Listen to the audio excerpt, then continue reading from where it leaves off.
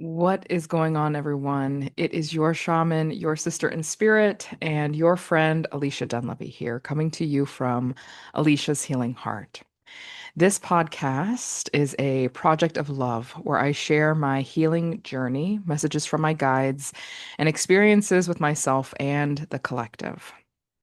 Welcome, and if you are a returner, welcome back.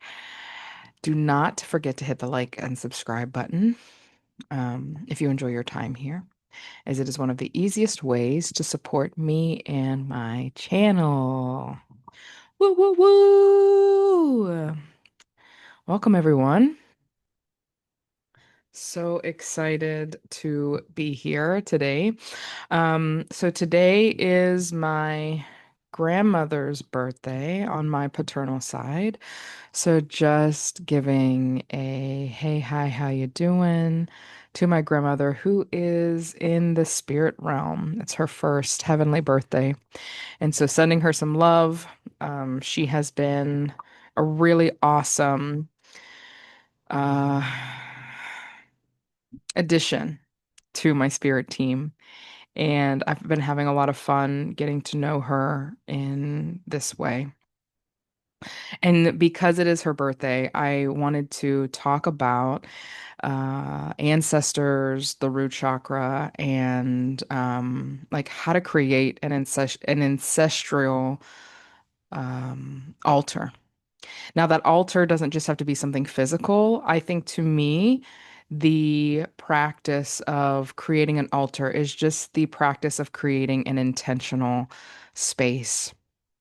And it's really crazy because I actually had this really awesome opportunity to talk about altars and in the same time kind of recognize privilege. Some of the privileges that some of us have in creating an altar in my home with with these flowers and water and spring water and, just like, and white candles and all these things, sometimes genuinely forgetting the fact that that is a privilege to have a home. It is a privilege to have access to candles, to spring water, you know what I mean? And so I just want to make sure that as I am talking about the ways in which I was taught to set up an ancestral altar, I'm also going to kind of be expanding on what an ancestral altar genuinely means. Like, what does it mean to create a practice where you are honoring the ancestors, and why is that a practice that can be invited into your world? I hear some people are out having some fun. I don't know if you guys can hear them on their four-wheelers out there, but I hope they're having a great time, just kind of enjoying the weather today. So if you do hear that, I apologize for any disturbance, but ooh, is it a beautiful day to be outside? So, what I want to start with, what I'm feeling called, I'm kind of like asking my guides to come forward. Hey, how are you? How are you? So nice to have you. Why is an ancestral altar a practice that I encourage, or why is it something that I do, right? I don't even encourage it for people because, frankly, I really do think that it depends on your belief system whether or not you may want to participate in this activity. Okay. I found it super important because obviously my mother passed away whenever I was young, and there was a part of me that just wanted to be able to continue to connect with her, right? To continue to connect with that energy as I got older and became a mother myself. So, having some sort of ancestral practice can, number one, really help the grieving process or the healing process of connecting with those who have crossed over. Maybe there's some like unfinished business, maybe there's just some unfinished feelings. And I find it really fascinating how, like, sometimes whenever we have this unfinished business and unfinished feelings, that sometimes that is an invitation back into the cycle of life, right? They call like you get reincarnated and you get invited back into this world as a different person, and you kind of have to finish out the things that you weren't able to complete in this lifetime. So I think that number one, it's really cool to have an ancestral altar or place for a space for intentional connection because it can overall help with the healing process of grief and things like this. The other thing that I really love about ancestral altars is that what it does is it honors the fact that not only are there people who have passed away, there are also, that's going to be you one day, right? It really connects us to this life death concept in life. And it doesn't make us feel like it's something that we have to fear or run away from. It's something that where we realize that we don't die and become nothingness, but we can continue this connection. I'm sorry, I'm trying to think of how to explain this, right? We don't die and turn into nothingness, but we just leave our body behind and we turn into a transcended version of ourselves, right? And transcendence may be enlightenment, or it may just be the fact that you don't have a body, right? You kind of lose this third dimensional aspect of you where you are physical space, or you are material, made material. So I love that it can kind of connect us to the afterlife before we actually cross over. And it creates this honor system that I genuinely feel can remove the fear of death. Um, or not remove it. I don't want to use that word, but kind of ease ease the fear that can kind of come with the idea of dying. Um, so yes, so healing, um, assisting with fear of crossing over and being able to connect with the afterlife in the living life, and also giving you perspectives of time, right? Perspectives of time and space. So recognizing that not only are you here, but you are also a walking ancestor who one day is going to travel to this other dimension of existence. And that feels really nice to do. There are a lot of different ways to and I'm just gonna kind of say this real quick. I'm sure there are a lot of other reasons why ancestral altars can be super important, right? We're talking about like getting extra assistance from the other side, like learning lessons, being able to communicate karmic debts that may have been passed to us through generational curses or generational karmas. Um, Overall, there are probably many benefits. I'm probably not going to hit all of them, right? Depending on how advanced you are in your ancestral practice. But these are some of the things that I feel channeling in the moment to those who may find this episode. Some of those things are major points of why I love to do ancestral work on my ancestral altar. So, how do we begin to create an ancestral um, routine? So, for me personally, I find that creating an ancestral routine can be as ritualistic as you want it to be, and remembering that ritualistic has a lot to do with like intention, right? So when I am speaking of ritual, I am directly speaking to intention. Now, of course, rituals can involve items like like material items like lottery tickets or money or roses or their favorite drink, or maybe if they like to smoke a certain kind of cigarette, you can add that. Um, right? So it's like more ritualistic. You're adding more material items, or the ritual can just be like genuine intention. The reason why I think it's extremely important to specify this is because I want all of the viewers to know that from my perspective, one is not greater than the other. If you have an altar set up that has all of the stuff on it, that is no better or worse than somebody who goes outside and just breathes in the air and gives gratitude to their ancestors. Okay, whether by name or not. Um, I do think that it's interesting because this wants to come up, and so I'm going to say it. I do think that there is some magic involved in adding more stuff, right? And what I mean by magic is I mean using elements to enhance or control the outcomes of situations. Okay.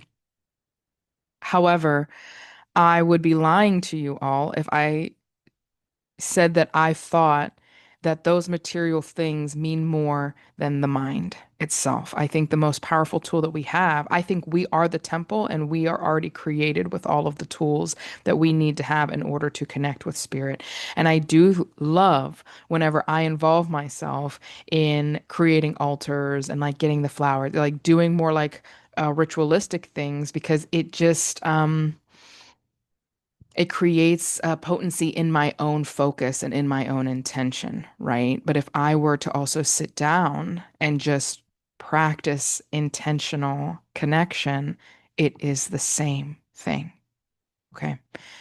And that is through a lived experience. That's not through me just pulling something out of my rear. Like a lived experience is um, I can talk to my mother if my altar's lit. I can talk to my mother if my altar's not lit. I can talk to my mother if I have water on there. I can talk like I can connect with these loving guides, ancestral guides, regardless of because ultimately the frequency that actually brings us together is the frequency of love and intention. Okay. Um, so that felt really important to say. Now, if you want to be ritualistic about it, I'm going to give you guys a couple of tips and tricks in order to make it more fun, in order to make it more, artistic, more intentional in play, in action. So typically, the ancestral realm is associated with the West. Okay, so like the sun sets in the West, and like that is the guiding light by which we take. Um, One of the guiding directions by which we can ask or assist spirits in crossing over. So how this shows up is like if you are interested in creating a fun little ritual, you can either be outside and face west as you connect with some of your ancestors in that direction. You can place the altar in the most west corner of a room in your house, or you can place it in the westmost room of your house. So, again, this concept of it facing the direction of west is going to be a great way in how I was taught to connect with your ancestors. One of the other things that you can do to kind of enhance, to play more with this is if you decide to have an altar or if you are just sitting outside, having picked a couple of flowers. A lot of us really do love to take flowers to graves and things like this. This doesn't mean you have to go out to the store to buy roses or anything in specific, right? You can absolutely go out and pick some flowers that you feel like are from the heart, from you. Like, here are some flowers. So, intuitively, maybe making a little bouquet or a singular flower is enough. To have with you. So, bringing some sort of element of earth to that space, that direction is also helpful. If you wanted to add all of pieces of the elements, like my altar specifically, I have spaces for earth, air, water, and fire. So, sometimes I say like earth, air, wind. So I like double up on the air. Double check. So I will add actually all those elements to each corner of the altar that I'm at, matching up to the best of my ability to the directions that they are associated with. So I'll have some flowers, I'll have a white candle, I will have shells to represent water, and then I will have some sort of stone or flowers to represent earth. I think I said flowers at first, and I meant feathers. So I have feathers, I have fire, I have shells, and I have I'm like trying to picture my altar right now, and I have flowers. Okay, actually my flowers are fake flowers, if I'm being completely honest with you guys. However, I do like to add fresh ones, maybe on special occasions like birthdays or like I heard somebody recently, I think it was on a show, a documentary about Hurricane Katrina, but it was like the sunrise and the sunset. So when somebody's born, like that's their sunrise, and somebody passes, that's their sunset. So um, I like to like bring flowers to the altar on sunrise days and sunset days for my ancestors, which is really fun.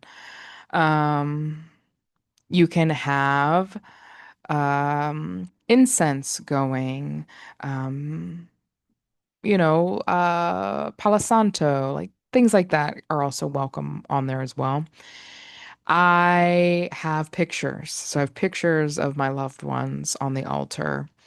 Um, And then I try to put fresh water on there for them as well, making sure that it's, as not dusty, trying to keep it clean, organized, and intentional. And then on the sunrise and sunset days, I will have cakes or cookies or some of their favorite things. I obviously have um a gift to where like they'll just tell me what they want on the altar and I'll go get that for them and make it for them. Um if I have that opportunity that day, that privilege that day to be able to give them what they want. But they never typically ask me for anything that they can't, that I can't make a way for them, which is nice. So that really is what an ancestral practice looks like for me. Okay. Now, where I have been recently is kind of accessing the other parts of me, like other phases of my life where maybe I didn't have pictures, I didn't have an altar, I didn't have a practice that looked so ritualistic, right? And how did I get here and how do I continue that practice into the into a different way? How can that be expressed a different way? So with the bare necessities, which is me, right? For me, that would genuinely look like taking 5 minutes minimum. Honestly, sometimes it's bare minimum for me with my neurodivergence, but going outside, I probably would want to go where the sun is setting. When the sun is setting, but if that's not possible, I would go at any time. I would probably, I definitely would face the west, put my hands over my heart, hold the image of the people that I love so much, and take some deep breaths in and out.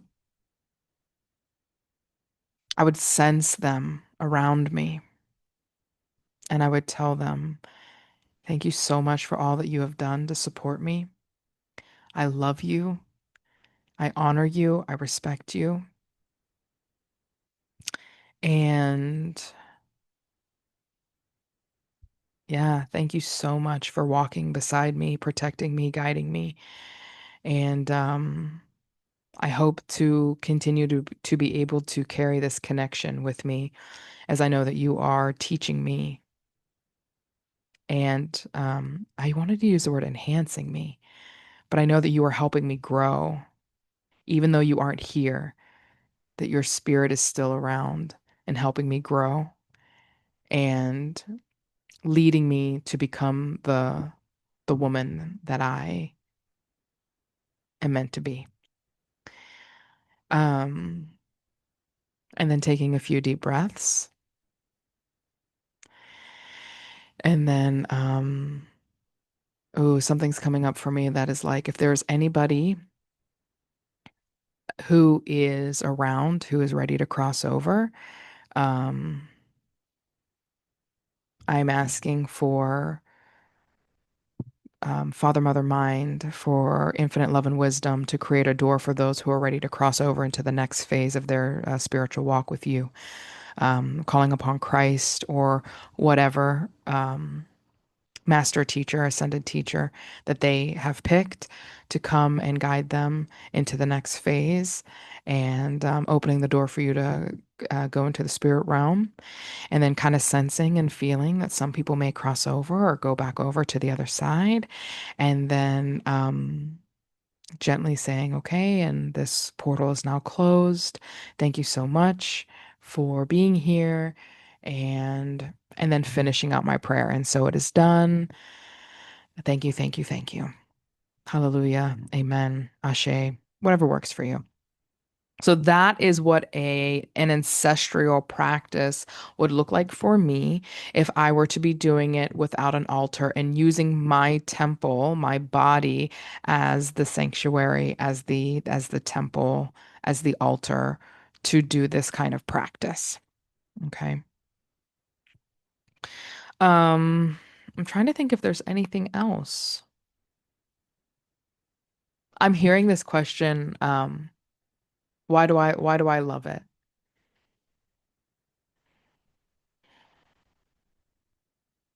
I love it because it helps me remember that like I'm never alone, you know?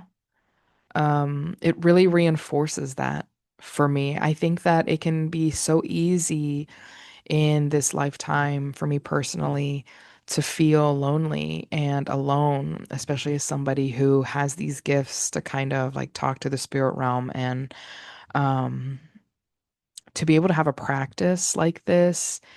It is this constant reminder that I am so loved and so protected and so just worthy of,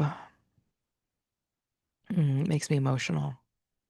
It just feels so good to know that love transcends time and space, that there are truly no limits to love.